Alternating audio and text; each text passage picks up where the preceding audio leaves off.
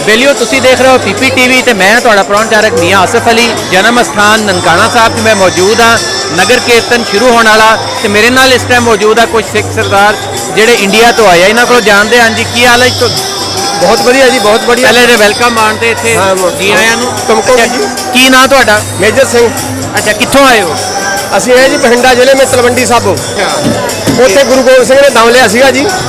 ਗੁਰੂ ਗ੍ਰੰਥ ਸਾਹਿਬ ਦੀ ਸਪੂਰਤਾ ਤਲਵੰਡੀ ਸਾਬੋ ਕੀਤੀ ਸੀ। ਸਿੱਖ ਧਰਮ ਦਾ ਚੌਥਾ ਤਖਤ ਹੈ। ਕਿੰਨੀ ਵਾਰੀ ਆਏ ਹੋ ਇੱਥੇ? ਪਹਿਲੀ ਵਾਰ ਆਏ ਜੀ। ਅੱਛਾ, ਹਾਂਜੀ ਹਾਂਜੀ। ਪਰ ਤੁਸੀਂ ਆਪ ਬੜੇ ਵੱਡੇ ਥਾਂ ਤੋਂ ਆਏ ਹੋ।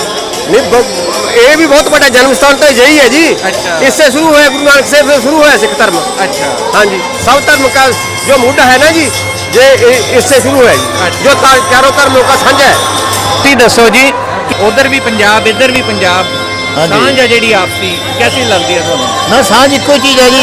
ਸਾਡੇ ਜਿਹੜੇ ਬਜ਼ੁਰਗ ਇੱਧਰੋਂ ਗਏ ਆ ਜੀ ਤੇ ਬਹੁਤ ਵਧੀਆ, ਸਾਰੇ ਇੱਕੋ ਮਿੱਟੀ ਹੈ, ਇੱਕੋ ਜੋ ਹੈ, ਬਹੁਤ ਚੰਗਾ ਜੀ, ਬਹੁਤ ਚੰਗਾ ਲੱਗਾ ਵੇਖ ਕੇ ਆ। ਬਹੁਤ ਕੀ ਹਾਲ ਹੈ ਜੀ? ਵਾਹਿਗੁਰੂ ਜੀ ਕਾ ਖਾਲਸਾ, ਵਾਹਿਗੁਰੂ ਜੀ ਕੀ ਫਤਿਹ। ਅਸਲਾਮ ਵਾਲੇਕੁਮ ਜੀ।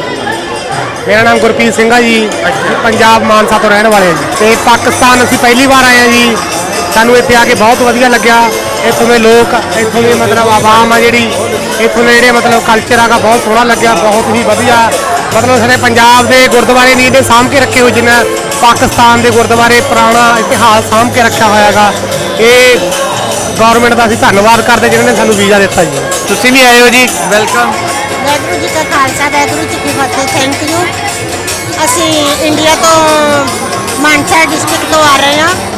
ਫਸਟ ਟਾਈਮ ਨਨਕਾਣਾ ਸਾਹਿਬ ਆ ਰਹੇ ਹਾਂ। ਗੁਰੂ ਦੇ ਦਰਸ਼ਨ ਕਰਕੇ ਸਾਡਾ ਮਨ ਬੜਾ ਖੁਸ਼ ਹੋਇਆ। ਪਰਮਾਤਮਾ ਸਭ ਦਾ ਵੀਜ਼ਾ ਲਵਾਵੇ, ਇੱਕ ਵਾਰੀ ਸਾਰੇ ਦਰਸ਼ਨ ਕਰਕੇ ਜਾਣ। ਇੱਥੇ ਪਹਿਲੇ ਵੀ ਕਦੀ ਆਏ ਹੋ? ਫਸਟ ਟਾਈਮ ਹੀ ਆ ਰਹੇ ਹਾਂ ਅਸੀਂ। ਅੱਛਾ, ਇੱਥੇ ਤੇ ਉੱਥੇ ਕੋਈ ਫਰਕ ਲੱਗਿਆ ਤੁਹਾਨੂੰ?